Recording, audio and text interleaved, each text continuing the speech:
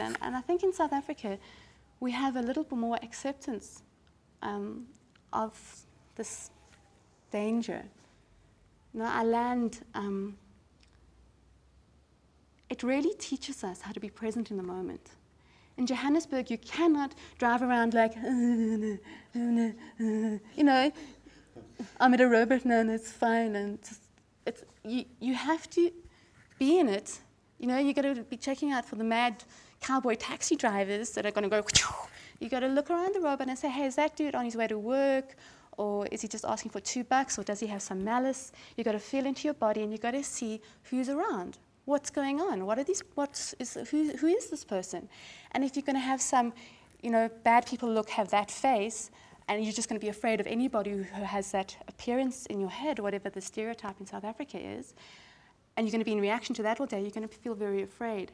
And if you're going to be saying, no, South Africa should be somehow different, and you're going to be rejecting the lesson of our land, that it's teaching our souls, this presence, and feeling into your body what's actually going on. Is there a real danger in this moment? You know, is there a possibility that something could actually happen? You know, so we get taught that, and so I'm feeling in South Africans there's actually more of an acceptance to, people that are working with awareness, to being present with just noticing what's actually happening in their moment. So, you know, I think Des mentioned something about McDonald's spreading through the world. And when McDonald's arrived in South Africa, I was really upset, actually, because you know, I'd tasted McDonald's and I knew what they were feeding people. And if it was my love, I might have gone out and said, you know, formed protests or something. And I've seen it spread through the country. And I guess I really don't want to invite the notion of boundaries or ethics or safety into a Tantra session. Because that's inviting, in our journey to go to truth, why make our job harder?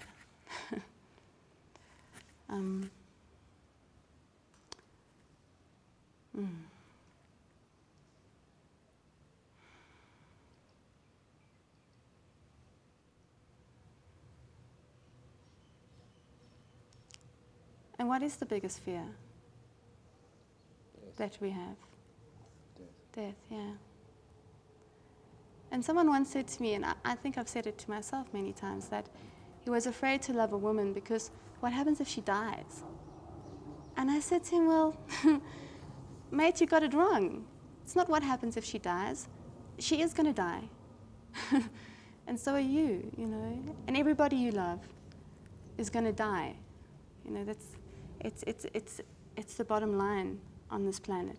And if that's dangerous for you, then you're in the most dangerous planet in all of existence. Then this is a very, very, very dangerous place. Nobody gets out alive. Nobody gets out alive. So, but there's a bigger fear than the death of the body. Because many people move through that fear, you know, they have some idea, perhaps there's a heaven, perhaps there's a rebirth, we get to try again, something, there's a death of the body, but you know, this essence of who we are perhaps continues. But once you start the spiritual journey and you start to meet the ego mind, and you start to see, and it starts to see the potential of its death,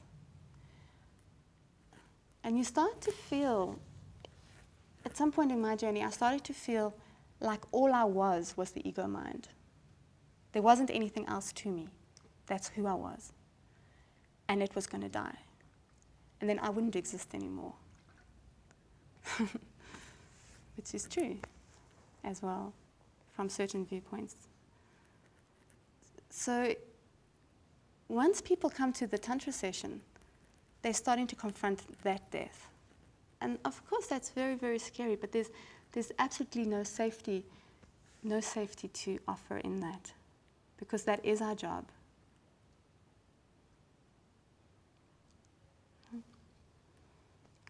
To reveal it, and in its revelation, it disappears.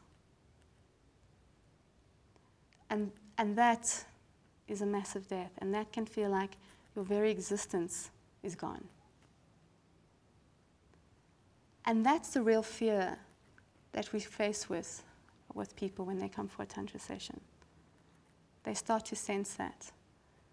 They start to feel that possibility. Because the first thing we're going to start doing is we start confronting those very deeply held and cherished beliefs people have about life and love and safety in containers, and we confront that. And when your basic beliefs get confronted, that's the ego structure getting confronted, and that's, of course, what starts to dissolve.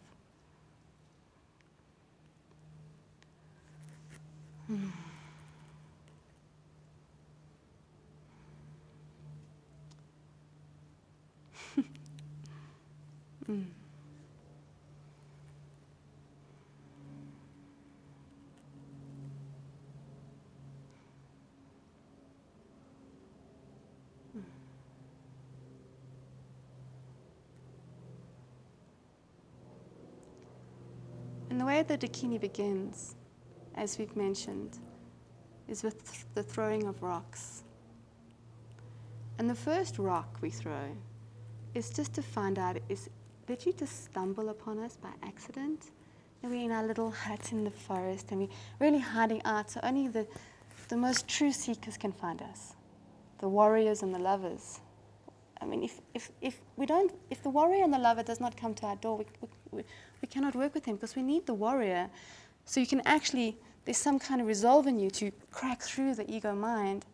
And of course we need the lover, because how else do you fall in love with all the beloved in front of you and within you? And we wait in our little huts in the forest, hiding a bit. And someone arrives at our door, and who knows, maybe they just stumbled there by accident. And I thought, what's going on here? And they're just a bit curious, and like, who's in there? What's this about? And wow, we throw a rock, and they're like, oh, okay, that's obviously the wrong place for me. And they leave. And then the warrior arrives.